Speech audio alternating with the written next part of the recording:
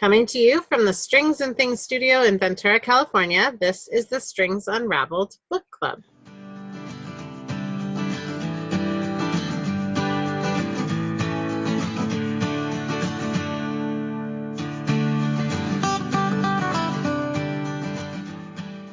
Hi, guys. Hello. Hey. How are you doing? I'm all right. Good. I have like the tiniest headache and I took some ibuprofen, so hopefully it goes away, but I'll be fine. Right when we wrap up, probably. Yeah, exactly. I That'll loved be good. You like this book? I loved it. Yeah. I read it over like pretty much one day. It was like maybe a day and a half because it was It's a quick really read. nice book. You're right. Yeah. And then as soon as I finished it, I started a different book, which also takes place in Civil War South and has to do with like slavery and a mother and daughter. And so I had to really sit down today and like try and not confuse the two books because it was really easy to do so. I'm still in the middle of the other one, but it was like, which book are we talking about and which story was this? But I think I've got it parsed out so I can remember exactly. See, I was really glad that I asked that question too, because I'm like, I know I've been reading several books and I haven't finished any of them until today. So I had to make sure I stopped the other one so I could focus on this one. I do remember as I was reading it that I very much enjoyed it. Yeah. I ended up, even though I ironically was inspired to read this book because we found a physical copy of it, I ended up with the audiobook because that's really what fits in my life. I listened to it twice because, like, it's sort of surreal, the whole telling of it, and like the whole thing feels like the fever dream is in. So I guess before we talk more, I should read the synopsis. And also, I don't know if we've actually said the name of the book. Oh, I'm sorry. I love this book. Duh. Doesn't anybody know? This book is A Mercy by Toni Morrison. Toni Morrison is one of the greatest writers that we've ever had grace this world. I was very sorry not to discover her till after her passing. Well, exactly. Like I was so grateful that this was read in her voice in the audiobook. Oh, was it? Same. Yeah. I just read it. I didn't listen to it. Not all authors are great at presenting their work, but it's like poetry. Gives another gift in the reading of it, and she makes my list of favorite authors. And so after her death, I didn't know that I was going to come into this ability to hear her voice again, her work, and it was just so beautiful. And if I recall, you guys both said that this was your first Toni Morrison novel. Yep. Did it leave you wanting to read more? Because she has a lot. Yeah, it made me. I mean, this was a small book, right? Like we said, and I read it, like the actual physical copy, but I was thinking like I should listen to it because like you were saying, it is pretty surreal. And for a while it took me a little while to get exactly what was happening, like where we were. But this is one of those books that I could see myself rereading, not only because just so I could understand it better, but because it was very enjoyable to read. And I don't think about rereading books like ever. Exactly. I think I've only had the sensation of wanting to reread a book maybe 2 or 3 times in the past. Yeah. And the fact that I turned it right over and listened to it right away again. And just in the second listening, there were like, I knew I was going to get a better grasp of the timeline, but I also, like there were so many details that you come forward on your second go at it. There's a lot of voices. You got to hear the voice of different characters. Perspective. It was different perspectives. By voice, I mean you got to hear each person telling their story kind of in a first person. But because of the surrealness of it, because it's like poetry, my brain struggles to comprehend poetry. Poetry, I feel like, has a meaning, but my brain doesn't grasp it. I struggle to, so I have to go slowly through it and multiple times. So I definitely think I would like to listen to this again, because I think I focus so much on trying to just figure out who was saying what, and halfway through their story, I finally figured out, oh, this is the guy, or this is this voice. Well, And then I'm like, oh. The transitions were very jolting at first as I got my bearings, which was possibly very intentional. I mean, she's a crafts person as a writer, Toni Morrison. So I'll read the synopsis. A Mercy. Florence, a slave, lives and works on Jacob Bark's rural New York farm. Lena, a Native American and fellow laborer on the Bark farm, relates in a parallel narrative how she became one of a handful of survivors of a smallpox plague that destroyed her tribe. Bark's wife, Rebecca, describes leaving England on a ship for the New World to be married to a man she has never seen. The deaths of their subsequent children are devastating, and Bark accepts a young Florence from a debtor in hopes that this new addition to the farm will help alleviate Rebecca's loneliness. Vark, himself an orphan and a poorhouse survivor, describes his journeys from New York to Maryland and Virginia, commenting on the role of religion in the culture of the different colonies, along with their attitudes towards slavery. All these characters are bereft of their roots, struggling to survive in a new alien environment filled with danger and disease. When smallpox threatens Rebecca's life, Florence, now 16, is sent to find a black freed man who has some knowledge of herbal medicines. Her journey is dangerous, ultimately proving to be the turning point in her life. Morrison examines the roots of racism going back to slavery's earliest days, providing glimpses of the various religious practices of the time, and showing the relationship between men and women in early America that often ended in female victimization. They are of and for men, people who never shape the world shapes us. As the women journey towards self-enlightenment, Morrison often describes their progress in biblical cadences, and by the end of this novel, the reader understands the significance of the title, A Mercy. Well, that synopsis would be really useful before starting this book. Yeah. Yes. And yet, like, I mean, part of the pleasure is like seeing through, I always like the author to reveal the world to us. So yeah, I'm glad I didn't know the synopsis beforehand. Usually I know that would have helped, but then it might have reshaped how I heard things, and I might not have heard it so much in the author's voice. Yeah, I had a hard time when I started reading, understanding, because there are chapter breaks, but there's no titles or anything for you to like understand who's speaking, because it jumps back and forth between different narrators, but also jumps back and forth between different timelines, which took me a couple chapters to understand where we were and who we were talking about. And it's like, okay, I can understand where, that Florence is, younger now, or like, it was confusing for a few chapters. And then it was like, okay, I think I figured out exactly how this works almost, and then after I figured that out, it was easier for me to get, I found it distracting at the beginning, but 80% into the book. I would say it took me a good 35 to 40% in. Well, so that like confusion kind of mirrors and like understanding the world around our characters. Yeah. Like, really saw that fast forward to the final chapter spoken in Aminamai's voice, which are the only two people to use first person are Florence and Aminamai. Like the chaos she describes when she's captured and taken across, the ocean. And they're so unclear about their fate. Like, it struck me each time that everyone had to be calmed that the white men were not going to eat them. Mm-hmm. Yeah.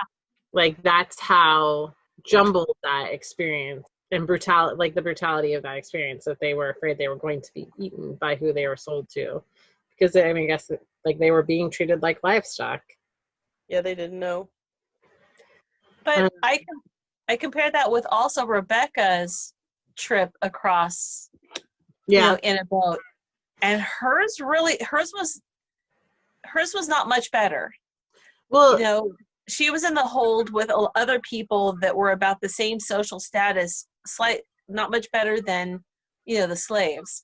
So, I mean, that's what steerage is about. People being, you know, steerage, right? Like that cattle. Yeah. And I mean, like, God bless Toni Morrison. Like, if a novel ever like illustrated intersectionality like better than this novel, is there a thing? She, like, one of the novelties I enjoyed the most about this book is this is a piece of American history that is never like presented in a living fashion. Like 1690, and really I figured out that in Sorrow's story, she's actually with the Varks for 14 years by the time we're in 1690. So this really I didn't realize she was that old when she went with the, you know, was told by the Varks. So I kept thinking she was like a toddler or something, but I didn't realize she was almost a woman. She was 11 when she was with the Sawyer's family. I don't think we ever get a clear picture of how long she was with the Sawyer's family.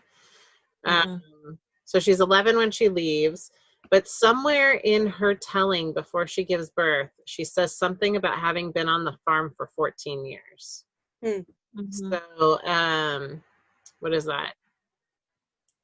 Oh, this can't not be on purpose. It's 1676. That's 100 years between the revolution. Like, Anyway, there's this weird thing that in the letter that Florence carries, that when it finally gets read, that it says 18 May 1690. Oh, does it? Huh. And every word on this page is deliberate. And I don't understand the significance of that stutter. Yeah. She's in a fever dream, but the author has control of what shows through.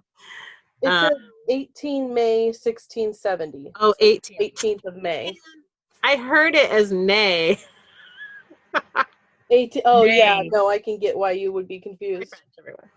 Like, nay, I think it's something else. Like that. In listening, it sounded like nay. She had written it wrong on the page. Okay, never mind. Yeah. The author was very deliberate. She's giving us a date. An actual specific date.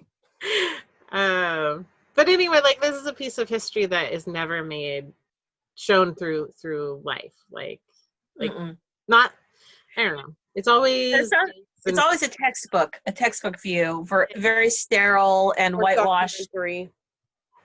Another thing I thought was like an impression I had is that when Rebecca's talking about her childhood in England, it all felt so very foreign and frightening and strange. But even though this countryside they're describing and this like formless land of colonists and settlers mixed with, you know, the First Peoples and just everyone, all the characters there, it still felt very familiar. Like, it still felt like not so distant a time. But when Rebecca's talking about her childhood in England and its brutality and like the torturous horse they saw as entertainment when they're describing the executions, that all felt so distant and frightening. Yeah. I don't know if that struck you guys the same way. Yeah, the difference between the two places. I mean, she notes even like how coming from a place like that she wasn't necessarily scared to go somewhere else, you know. And when you stare death with popcorn, then somehow then somehow going into the woods with strangers just doesn't seem scary. I'm sure it wasn't popcorn, but I'm sure it was some Viddle. But you know what I mean. Yeah. Who brought the popcorn to the gallows? as a movie, yeah. I wasn't, see, now weird, when she describes how abusive her mother was and living in the city where they haven't even seen a tree, buildings, going from buildings that are super high, from the sky versus trees. The trees are so tall. She's never seen a tree. And certainly not a tree so tall that she wasn't even sure that it didn't break the sky when she saw it. Yeah, that was it's like so beautiful. I guess that part, I resonated with that part, but because my childhood in St. Louis wasn't so great, but I remember, being the difference of being in the country versus being in the city. I don't know. Moving on. Well, no, that's interesting that you share that because, I don't know if you listened to the author interview after. Did you listened or you read?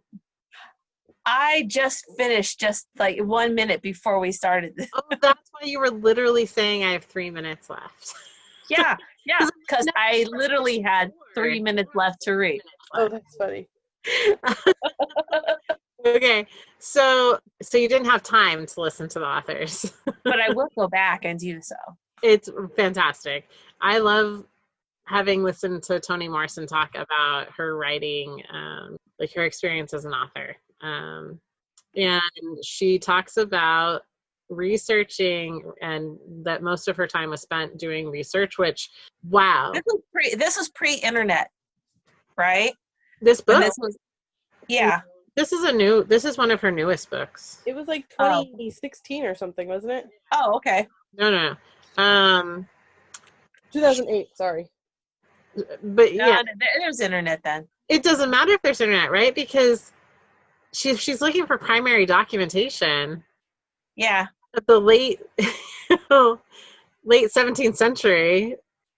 Is there much? Well, and trying to find documentation that hasn't been whitewashed, finding documentation that isn't written from a white perspective. Well, something else that struck me is not just a white perspective, but a purely male perspective. Because, when the letter for Florence is given to the people inspecting at the widow's cabin, the women didn't know how to read. None of the women except Florence knew how to read. She was the only woman in the room who knew how to read. And I got thinking of how so many women's voices are lost to history. Yeah. And it's doubtful that the author was able to find any primary sources written by women. There's to give voice to the women of this time. What a gift, even through an imagined tale. Okay, so I do have questions. All of the characters on the Bark Farm are in their own way orphans. What was Morrison's point, do you think, in making that explicit parallel between them all? So that's man, woman, and race. It covers all of them. I guess I didn't realize as I was reading it that was a thing.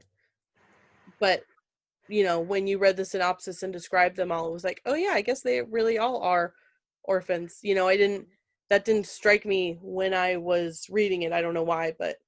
Well, it's interesting. Florence, we don't ever know, is she an orphan? She says early on, Maryland is the place of my stone talk. I guess that's where my mother and brother's bones will rest if they ever rest. Oh wait, Florence' mother was the cook on the first farm, wasn't she? Yeah. So she really wasn't orphaned so much, but she was given up.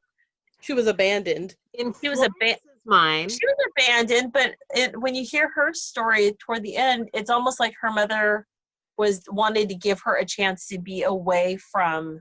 To give her a mercy, a chance to be away from at least a but in her mind, because here's a man who doesn't believe in slavery willing to take this one. Maybe he might treat her Too much better. credit. He doesn't not believe in slavery. He believes it in a way that's convenient for his conscience. Yeah. That's true, because he has slaves. At the beginning of the book, I sort of felt differently about him than I did near the end of the book when he's dying of smallpox or whatever. Like at the beginning, I felt like we were supposed to like him as a character. Yeah. But then I think it'll feel like they sort of, not that they gave up, but I didn't feel that way at the end. Well, I gave up on seeing him as, I don't know. Never mind. I don't have words for that. All right. I don't think I agree. You're supposed to like him in the beginning. Like he's supposed to be a man of principle, a man who wasn't going to, I got the sense in the beginning he wasn't someone who liked slavery, and he was kind of disgusted by it, by the whole changing of hands of human lives. But then you get to his house, and doesn't he kind of impregnate one of them? That's never answered. That's never answered, but somehow Nina says that she thinks that's what happened, but you don't know. But when Sorrow talks, the only man she talks about when she's at the Varks farm as like showing her kindness and interest is the pastor. She never talks about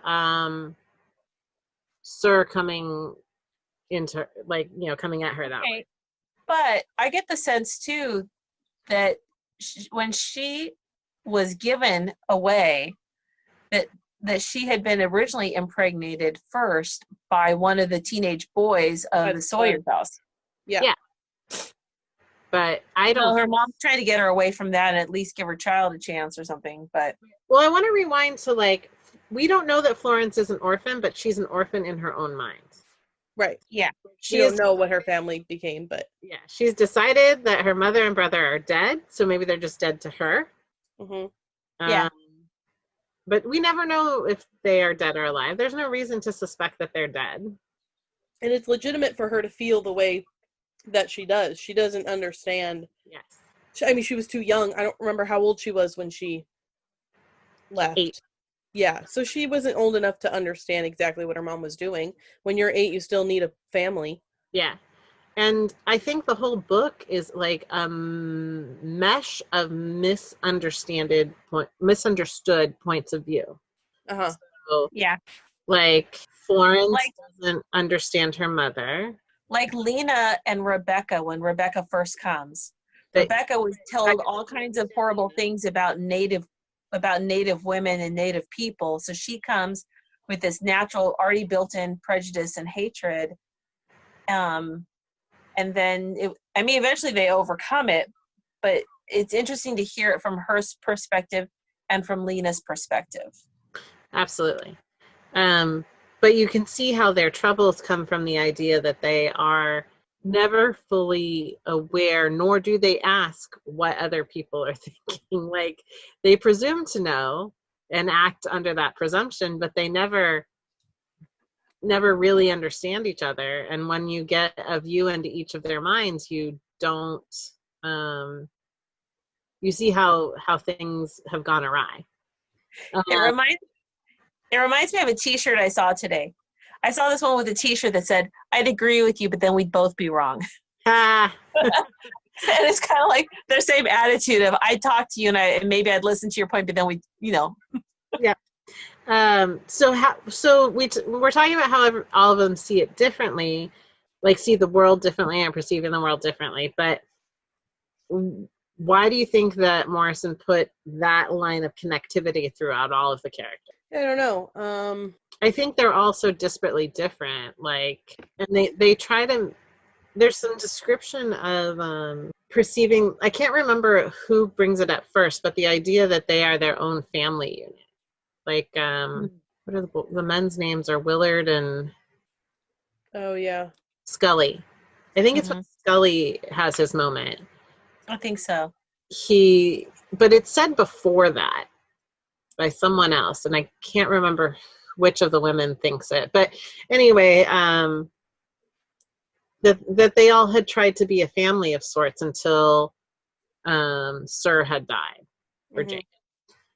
Mm-hmm. that couldn't happen anymore. So they're all alone in the world, and then they make their own little pod, and then they're alone again. Like, I can see that that is what she illustrated, but I'm not totally sure of the deeper intention there. You have to continue to think about that. We have to reread it before I come up with that answer. That's what I'm thinking. I need to re-listen to it or listen to it. Why is Lena so distrustful of the blacksmith, a free black man? Is she correct in her suspicion, or is his free status what starts the wheels in motion for tragedy to befall the group? I think, like you were saying, how they're a small family of sorts. These people are all that Lena knows that she has. You know, I think it's reasonable for her to be afraid of what could happen, because she can see that Florence feels like she's like obsessed with him, right? And I can understand why Lena would be scared that that might take her away from them. Well, I mean, I know it's a different time too, that like a 16-year-old girl is really considered like ready to be a woman and be, you know, be out in the world for, you know, if she were eligible to be married and go run her own household. But to remember to be being a 16-year-old girl, lovesick, like it's so all-consuming. So I suppose that it's not so much his free status as it is that he's an interloper who disrupts the nature of their family. Maybe because his free status means that he's not held to the same rules of structure that they are. And maybe that's but yet he's with them, but he doesn't have to stay with them. I don't know. And it seems like he's there for a while and then he's gone. I never understand quite why he's gone. Because he's done. He built the gate. I thought he was going to stay on for more buildings. He's just a blacksmith. What else would he do? Yeah, I think he's just there to build a gate. Yeah, and then I don't know how long he was there for. Long enough to shack up with one again, the 16-year-old. So I mean, guys, don't you know how long it takes to build an iron gate? No, not in the 1600s. I don't. Or at all. I don't know. Yeah, I know, right? Well, I could be like 3 weeks. Well, okay. There's no welding arcs, so the metal has to be forged and formed. You don't have a blowtorch and a mask anymore. But you know who maybe Toni Morrison. Yeah, she researched it. She knows. Yep. I think also going back to why Lena might distrust him is she's Florence's mother figure, and I think she knows her more. And being an older, wiser woman, I think, like you were saying, she can understand that this is just an infatuation of a 16-year-old. Yep. And she goes to great lengths to share what happened to her when she thought she was in love and had a lover who turned upon her. Yeah. It's like we all don't want to listen to our mothers when our mothers look at the world and say, hey, look at what I lived. You're like, yeah, but this is different. Mom, I love him. You don't know anything because you're old. You've never had this before. This is all new for me. The grasping at motherhood is so vital. Poor Rebecca. Baby after baby after baby. And you finally think you've got one that lives a while, only have her hit in the head. That's horrible. Yeah. Well, which actually I didn't realize this was the next question, but Sarah becomes complete, as her name, after the birth of her child. Discuss the role of motherhood in these characters' lives and how it affects their decisions. Also, I didn't notice until the second listen that she does not tell the readers her name. Florence tells us her name. And remember the last time that Sorrow withheld her name? She withholds her name, her true name. We don't know what her true name is because only Twin knows it. Right. Like, so the baby Okay. replacing. Twin is like her imaginary sister, right? Yeah, like, and maybe she's always had that twin, Yeah. you know, the ghost of maybe a lost sibling.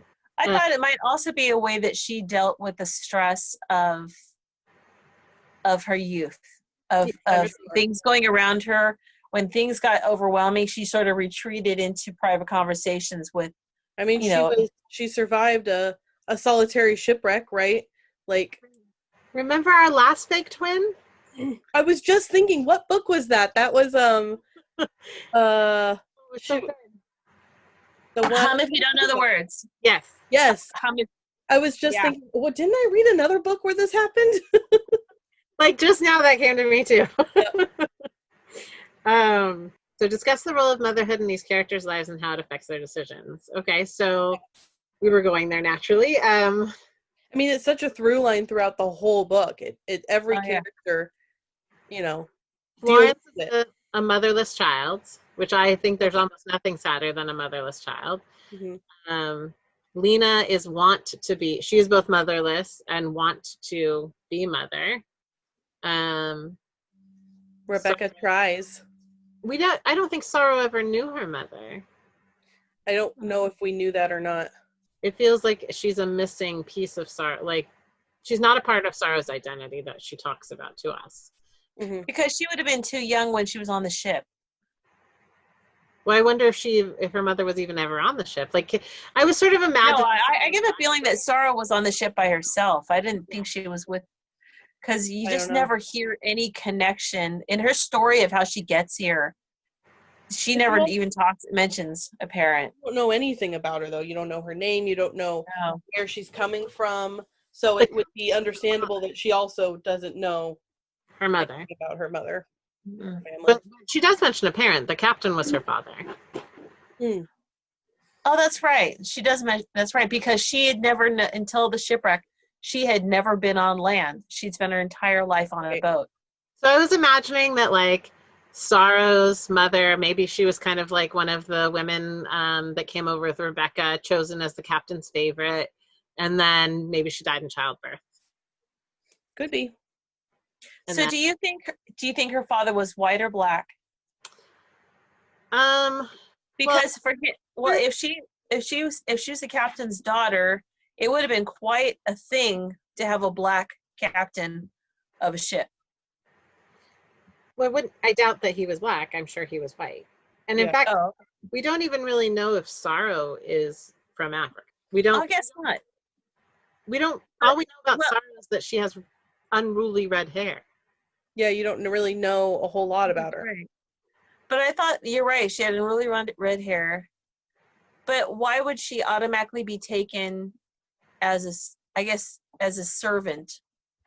Well, because they're all probably maybe in the way terms. In the way that orphans had no social status.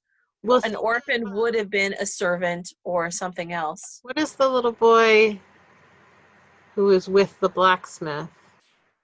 What is it, Malachi? Something like that. I thought they mentioned that she was a mulati or something like that. Or was that somebody else? I was easily confused. In the beginning, when Jacob is thinking about the rum trade and talking to the guy in the pub, he's talking about all the stew that is Barbados. Like, he's like, oh, if it's such a fatal place, the workmen are, the workforce is unlimited. Because they can always bring us more, right. And then there are births, of course. It's a and crop then he goes that will never die. It'll last forever.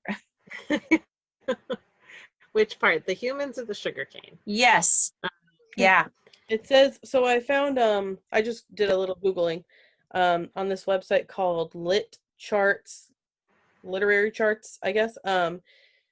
It says, Sorrow is a young woman and an orphan who works on the Varks farm. Several times during the book, Characters imply that Sorrow is mixed race and heavily suggest that Sorrow suffers from some kind of mental illness or possession by evil spirits. So she's of mixed race, I suppose, is all we are supposed to understand. But we don't know what that recipe was. Right. We Well, know that's there. it's very possible then that her father was the captain of the ship, he being probably white, and her mother might not have been. Yeah. But and so another point of the throwing away people's lives, like she was probably throwaway to the captain, like Yeah. she doesn't know anything about her mother. Mm-mm. She's not even a part of Sorrow's consciousness. Mm-mm. Having had a mother isn't, or even missing it is not part of her consciousness. Which tells me that her mother was gone from her life very early on.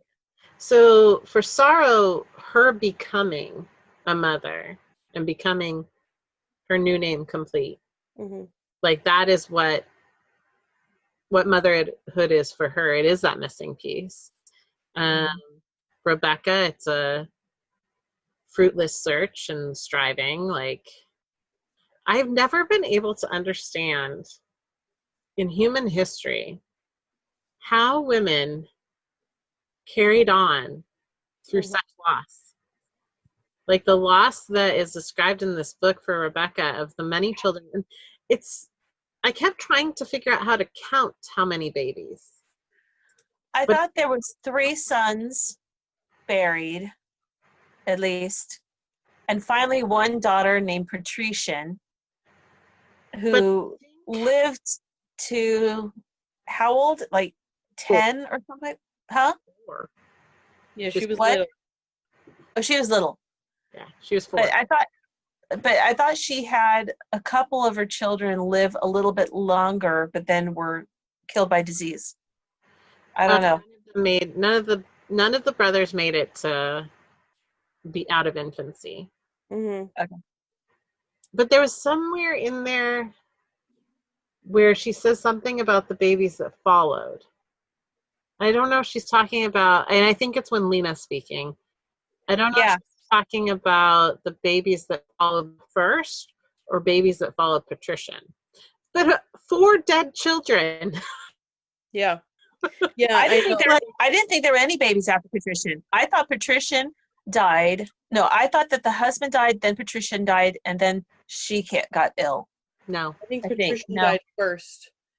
Patrician's death is what softened Jacob's heart to be willing to take Florence. Because in his misguided thought, you're right. He's like, because he thought it might ease the pain of his wife's loss. And if she were kicked in the head by a mule, she would not be so sad. Right. Turns out Lena would be real upset.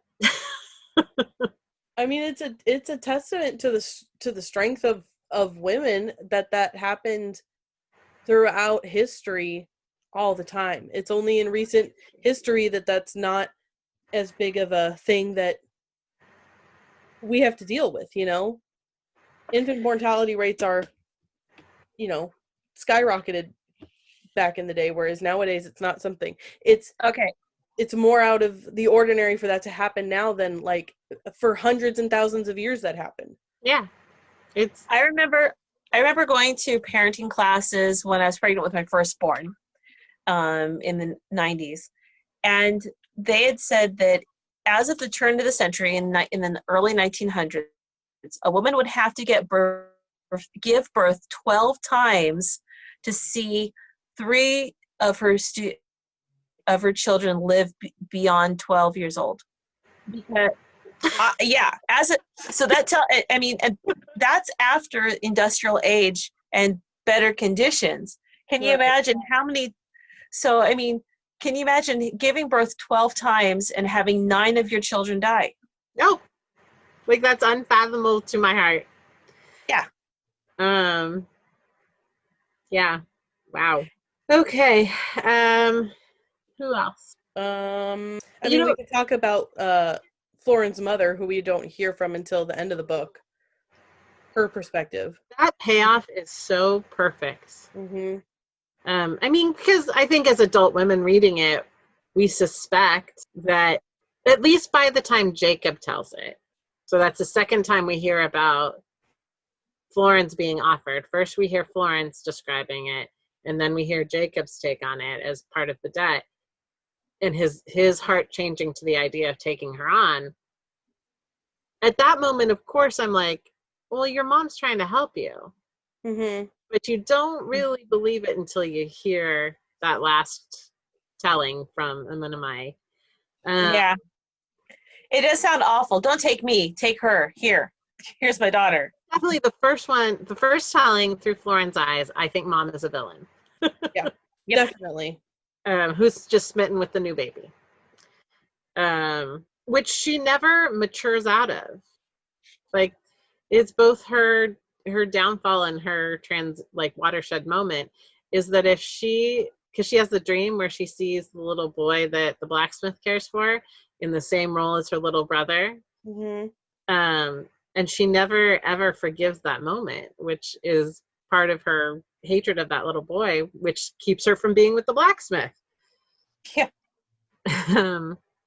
So it's like Florence rejected motherhood. Yeah. Because she had because that's what she experienced. She experienced, to her, mothers reject their babies, and that's what was natural to her.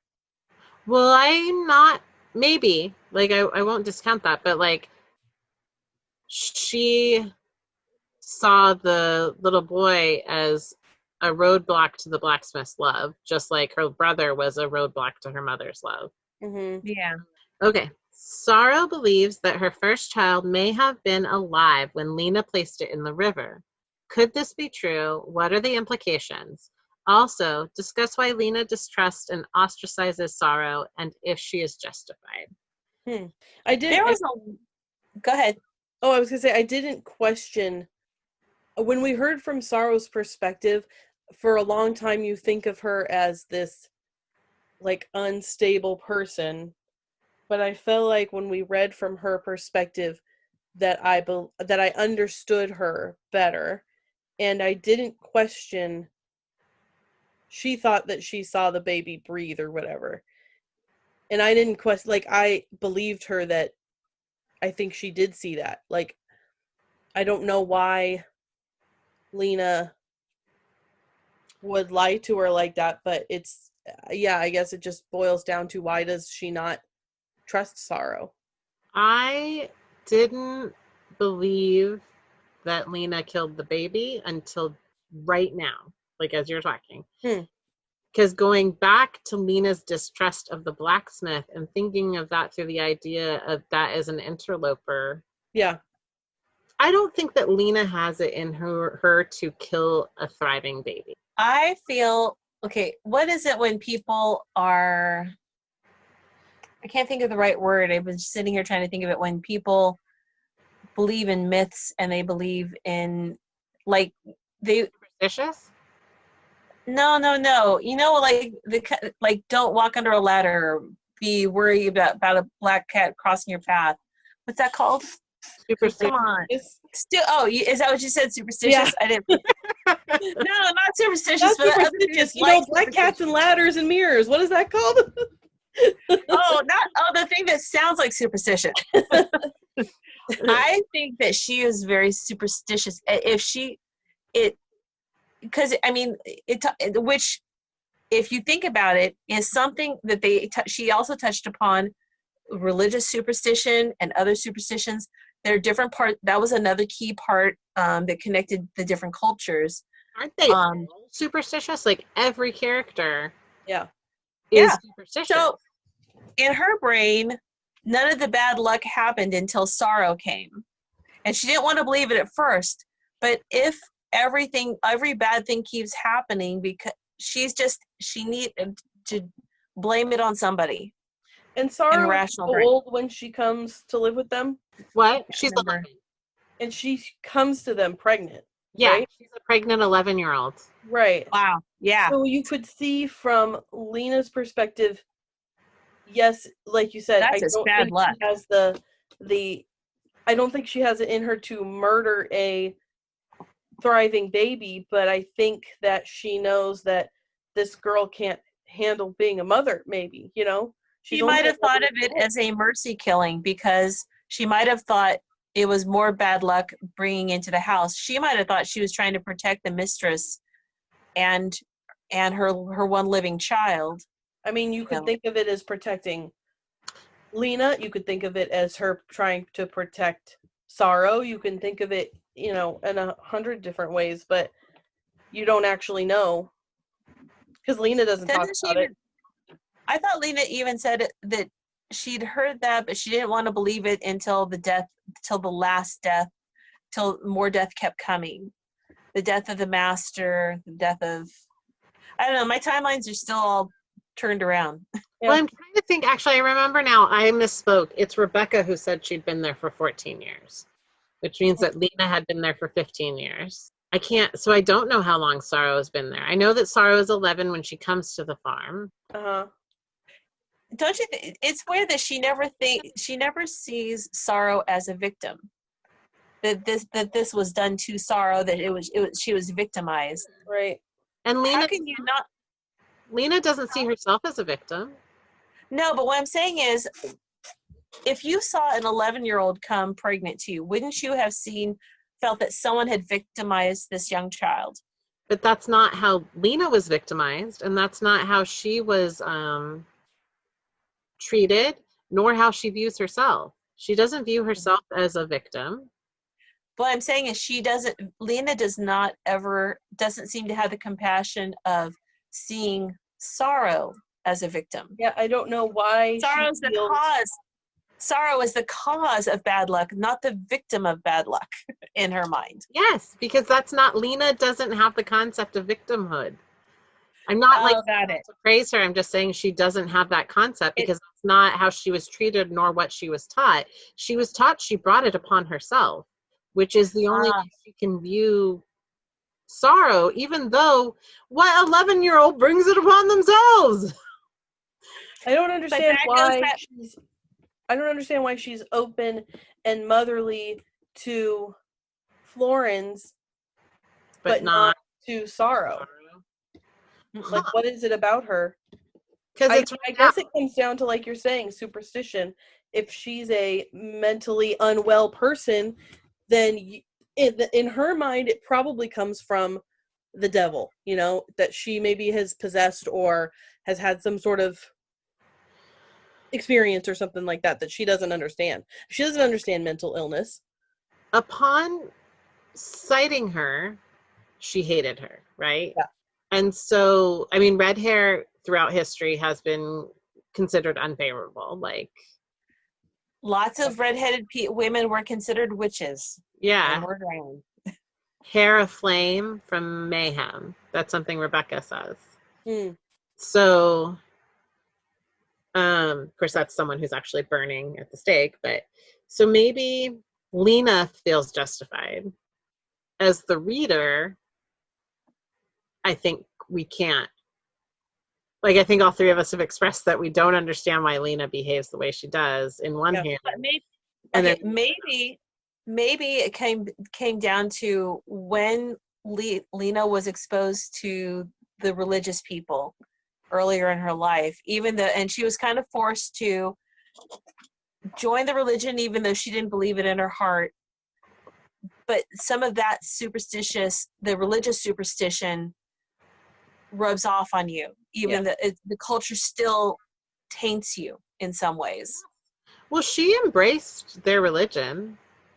I thought she didn't at first. I thought maybe that was someone else that didn't. Well, maybe not at first, but she did. She embraced it, and then later she came back to trying to piece together a personal identity through what she could remember. Mm-hmm.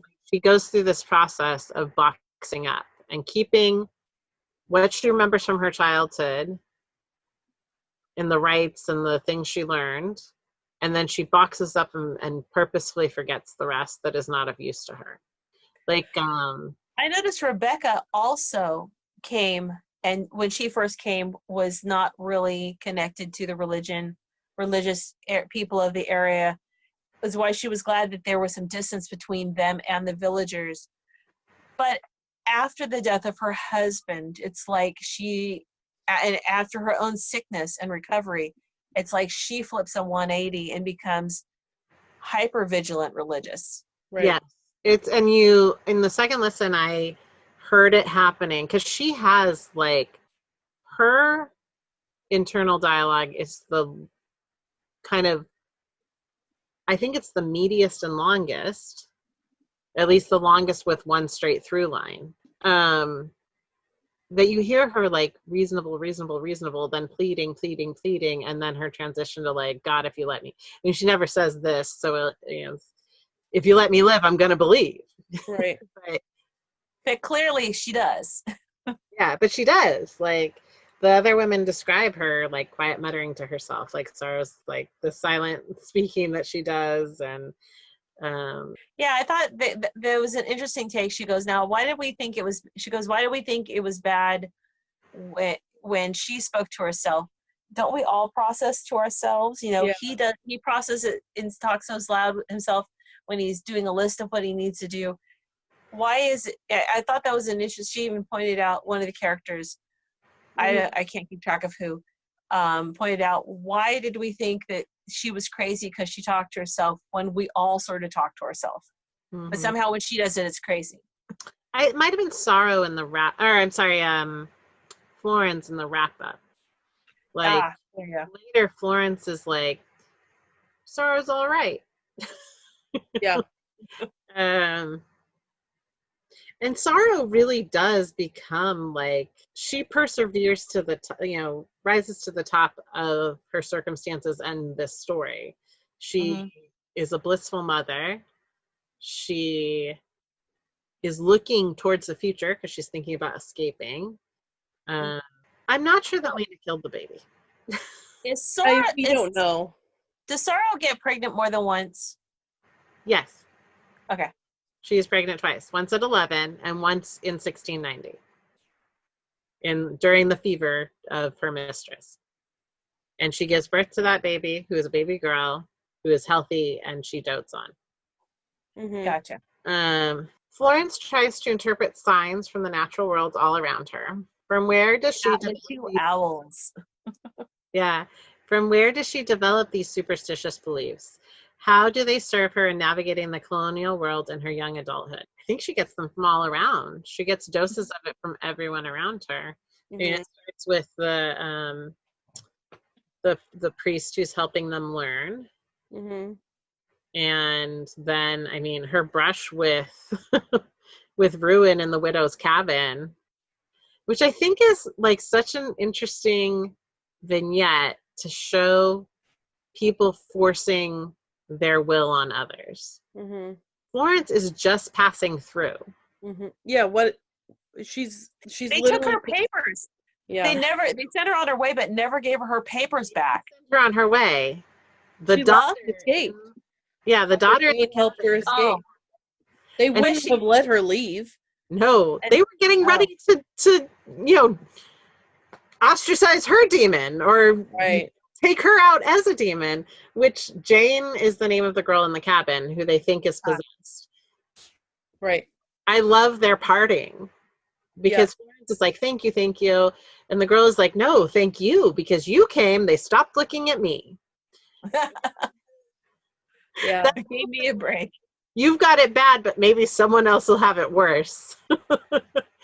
Yeah, that whole vignette was so scary. Yes. Yeah. It was like a departure from where we had been in the book, and it was like, oh, I don't like this. No. I don't like it. I think that I love their parting too. When Florence asks, "Are you a demon?" and Jane says, "Why, yes, of course." I mean, maybe she is, but like, yeah. Her willingness and willfulness to still be an independent thinking woman, like, and that desire of the world to stamp that out, especially at that time. Any kind of independent thinking in a woman was considered the devil's work. Of course. Any woman who was not compliant to her father's or her husband's will must be possessed of a demon in those days. Yeah.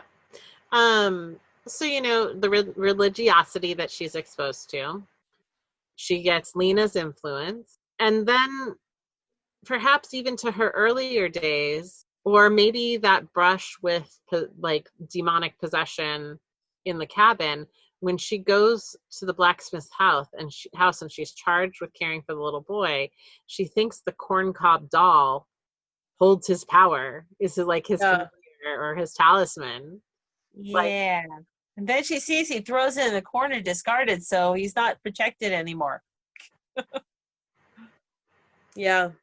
I kind of thought she lost it there. I kind of thought, yeah, she has some schizophrenia or something going on, because that's... Really?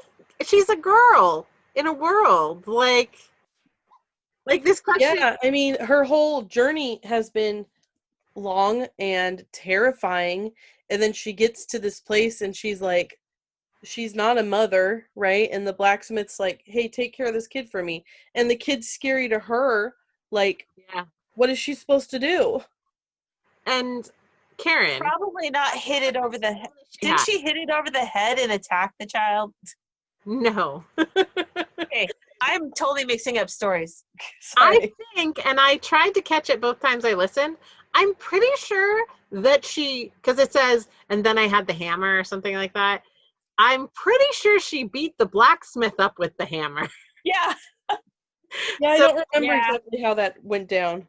I think he just sort of left it as,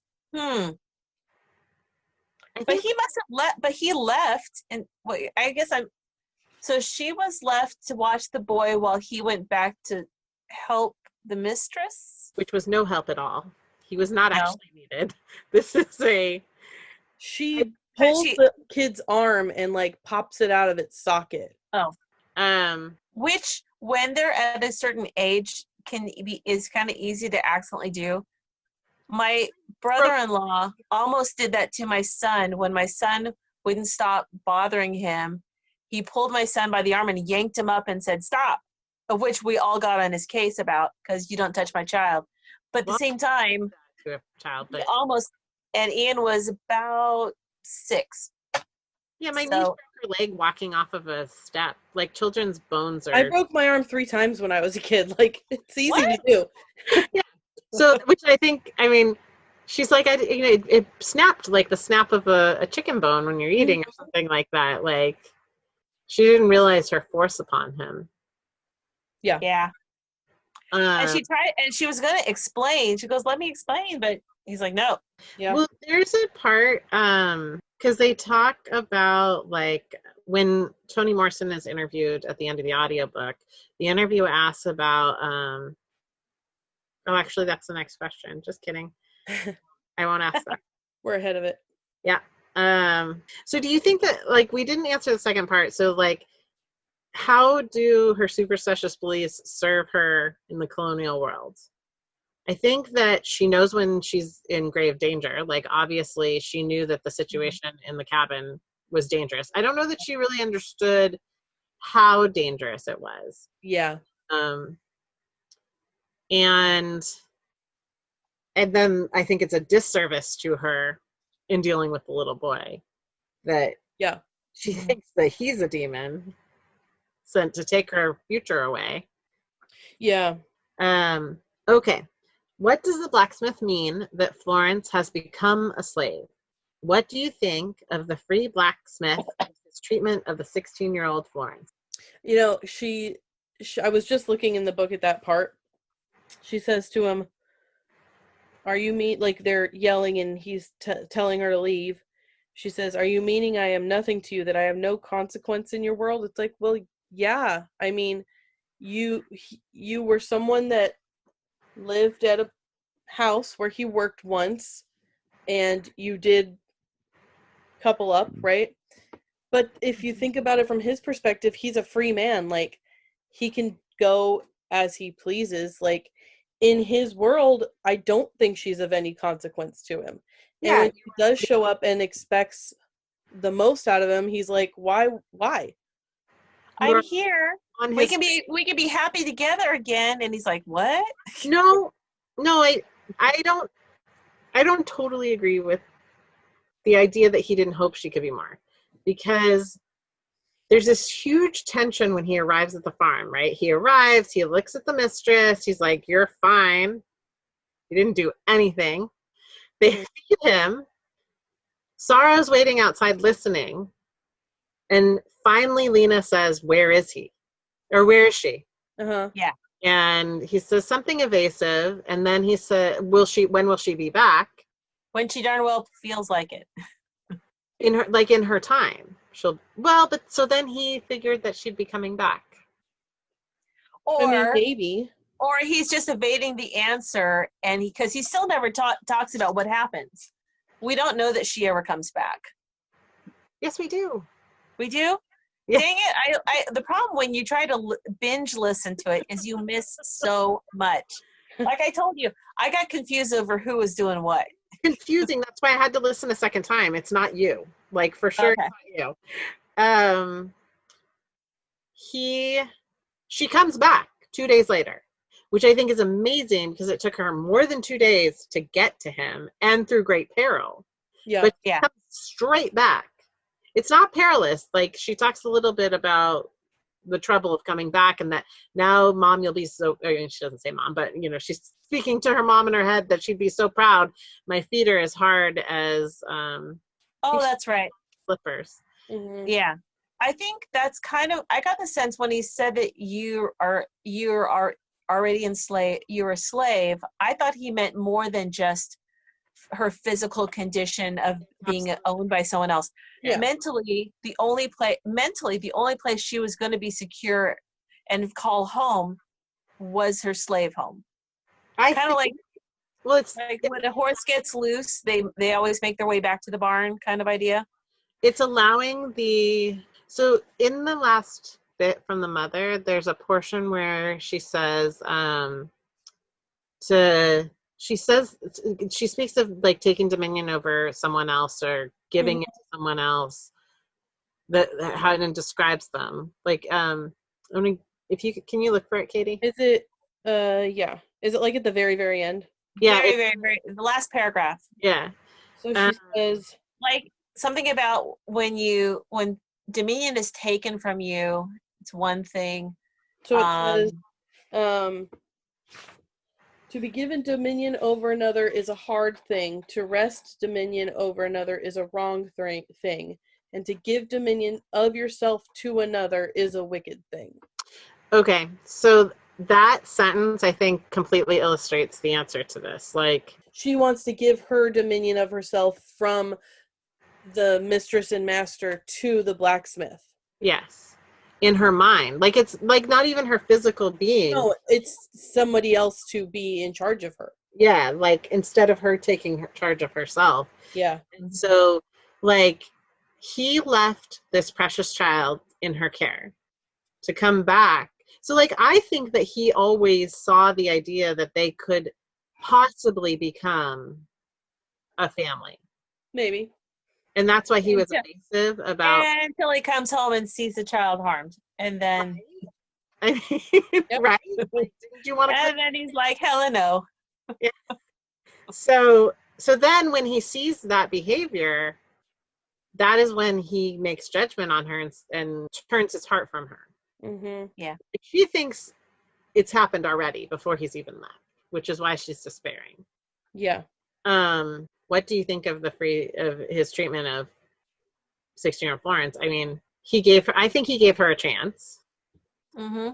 Yeah. When he saw that she couldn't be what he saw the potential for her, Mm-hmm. like someone, so she was shown great kindness in the spectrum of what that world would allow her as a child, but she couldn't show that same kindness to a child of the same bad luck. Right. Yeah. Or similar bad luck. Like, I think he did the only thing he could do. She wasn't ready to be what he thought she could be. So he had to send her back. Sort of. Send her back, I think. He didn't send her back. He just... Huh? She picked up a hammer and beats him and then leaves. But then but that's before he... Is that... Wait. He's at his home. He leaves to go, is that after he gets back from helping, in air quotes? Yeah. Okay. Yeah. So, okay. I'm There's something like the last thing she says in her moment of speaking at that time is, it says, having the hammer in her hand, right? now I am living the dying inside, not again, not ever. Feathers lifting, I unfold. The claws scratch and scratch until the hammer is in my hand. And that's it. Oh, also the claws scratch the feathers, because that goes back to Lena breaking the necks of the chickens before she left. So before she was bought by Jacob, she talks about how she killed 2 roosters and put them in the shoes of her lover. Lena says that? Yeah. Huh. So there's just a connectedness of the prophecy fulfillment that the blacksmith was not going to be good. Yeah. But I think she took a hammer to him. Yeah, I mean, the hammer was in her hand. And she comes back unscathed. Yeah. And she doesn't come back bruised and beaten.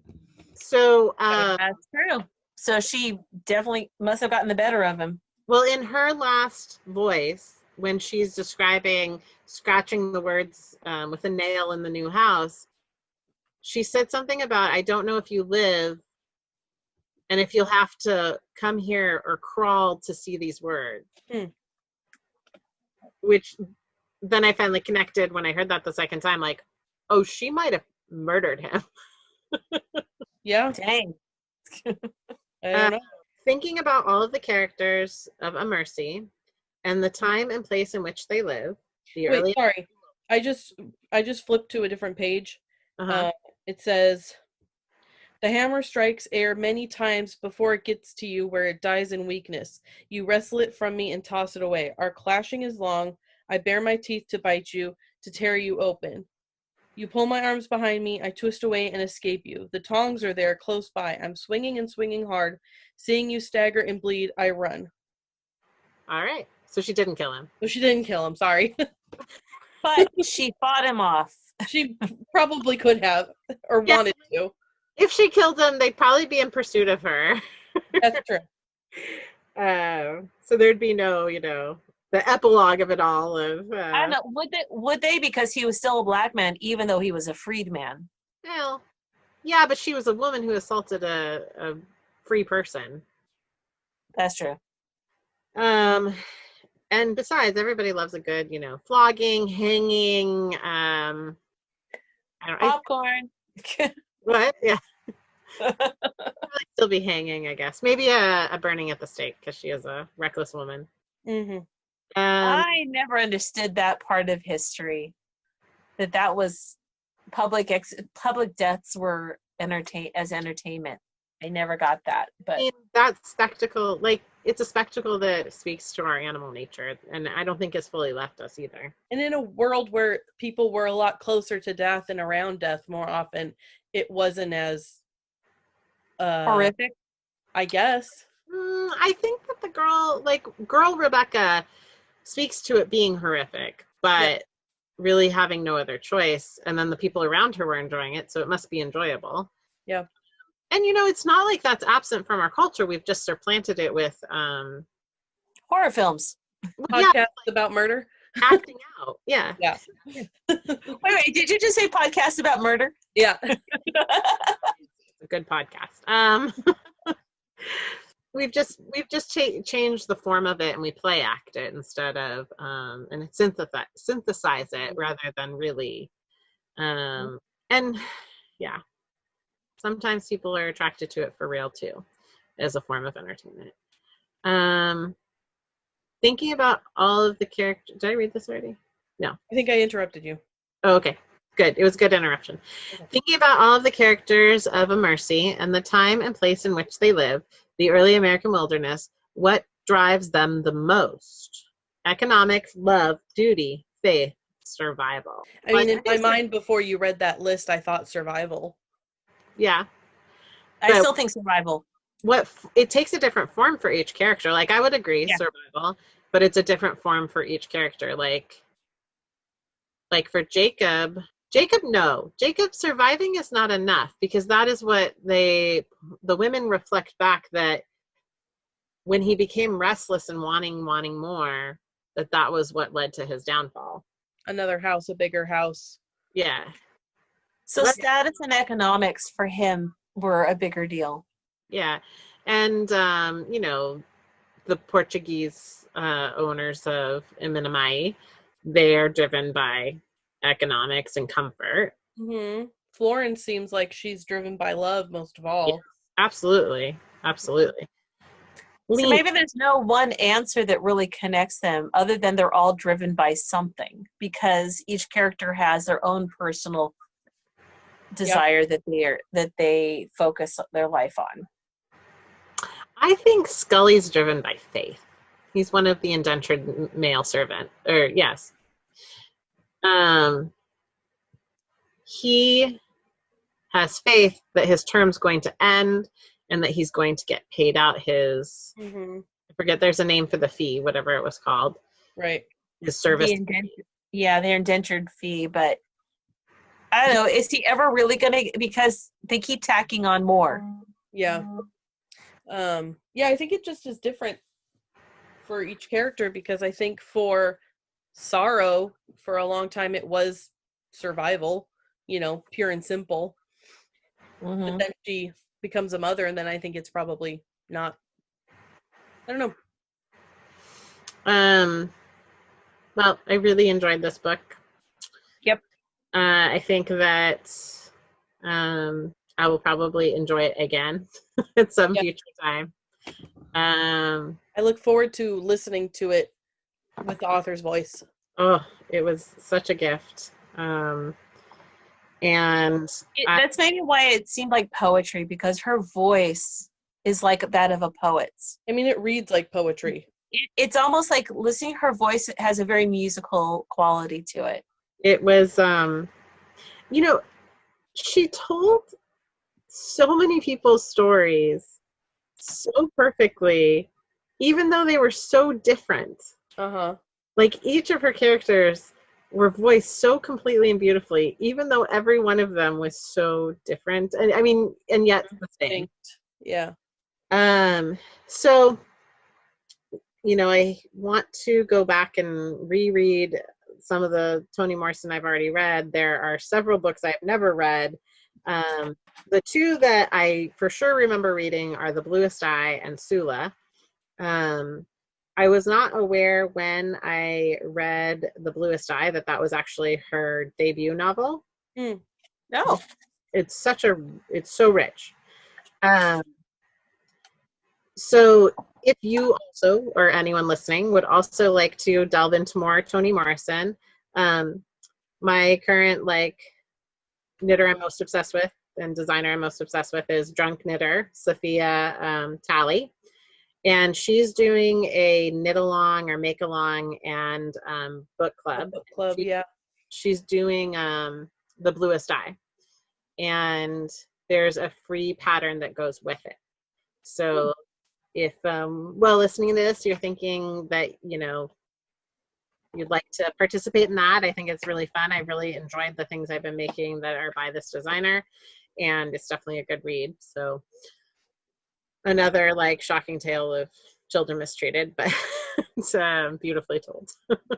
I mean, thank you, Toni Morrison, for telling us these heart-wrenching stories with such beauty to go with. And grace, and like the ability to bear witness to these stories, but in a way, I mean, she doesn't shy away from any struggle that you're gonna, I mean, you feel, you know, the sorrows that these characters go through, and it's done in such a beautiful way that it's very personal. You get a very personal glimpse of their own voice. That's what I appreciate it. It's the way she gave each person their own voice. You could almost hear them, and you didn't feel like someone was telling their story. It was very different, a very different perspective. So thank you, Toni Morrison. Rest in peace. I have a a book recommendation, just piggybacking off of that. Oh yeah. Is this the book you're reading? Yes. So I'm reading currently a book called Conjure Women. Ooh. And it's by an author named Afia Adekora. And I picked it up because I had just finished A Mercy. And I was at Barnes & Noble poking around, and I flipped over the back of this book, and it said, if you are grieving for Toni Morrison, Afia Adekora is the young writer to read now. Okay, thank you. Yeah. Her astonishing debut takes the reader to a Reconstruction-era Southern plantation where two little girls become unlikely friends. Conjure Women brings to life an indelible character whose talents, from midwifery to voodoo, will yield her own unconventional path to power and freedom. And I'm about halfway through it, but I'm loving every second of it. So, Cool. Conjure Women. Yeah, because it was, I am still mourning Toni Morrison. Yeah. As the world should for a long time. It doesn't feel the same necessarily. Like, the writer's prose isn't the same. I mean, it couldn't be. But like I said, it was easy for me to conflate these two worlds in my head because it was just one right after the other. Well, that should be a good follow-up. Yeah. All right, Karen's ready to pick. She gets to pick our next book. What will she pick out of her cute little jar? Okay, so it's one of the new ones I've added today because I see it in the paper. Oh, Such a Fun Age by Kiley Reid. That's on my list. I'm so glad you picked that. That's been on my list for a while. All right. That's a good read. Who is it by? Yeah, what? Kiley Reid. Kiley Reid. Real quick, anybody else have any book recommendations? There was another one I wanted to read, but I was hoping that wasn't it. Jar. You haven't read it yet. Oh, wait. Yeah, hold on. I don't know if I can access it while I'm on the Zoom. I have a really quick description of that book, Such a Fun Age, because it's been on my Goodreads want to read list for a while. It says, in the midst of a family crisis one evening, white blogger Alex Chamberlain calls her African-American babysitter Amira, asking her to take toddler Briar to the local market for distraction.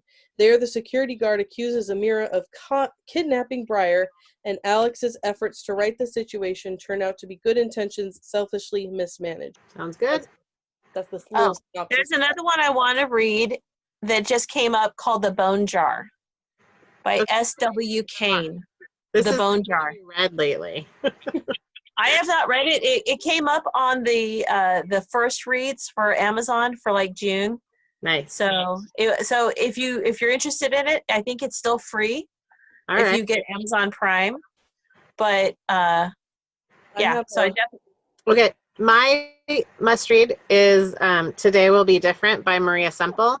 It was not as rich of a story as Where'd You Go, Bernadette, but it's set in the same reality. So it's the same Seattle neighborhood, and they go to the same, her son goes to the same school as Bernadette's daughter. So it's the same. Is it written the same way? No, it's more linear, and only from one voice. There's only. And what's the name of this thing? Today Will Be Different. Right. By Maria. I have another one that's completely different from anything else that we've really talked about. It's nonfiction, but I'm reading The Stranger in the Woods by Michael Finkel, and it's a nonfiction story. Michael is a journalist, and it's written about his experience interviewing he's known as the North Pond Hermit, and he's the most secluded person in human history that we know of. So this man went to the woods and lived by himself for 27 years before he was arrested for stealing, because that's how he lived. He just stole from cabins and summer camps and stuff. But it's about the author's experience interviewing him, and it's fascinating. I'm not done with it yet, but I really, really am enjoying it. All right. Cool. So I'll throw that one in there too. Off to read another day. Yeah. Yay. Listen. All right, guys. Well, we'll see you in a month, and we'll talk about Such a Fun Age. Fun age. Promise of that. Finish these other two books first. All right. Bye, girls. All right. Bye.